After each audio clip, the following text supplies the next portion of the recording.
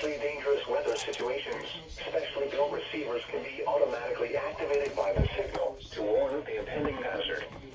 Tests of the signal and receiver performance are normally conducted between the hours of 11 and noon each Wednesday.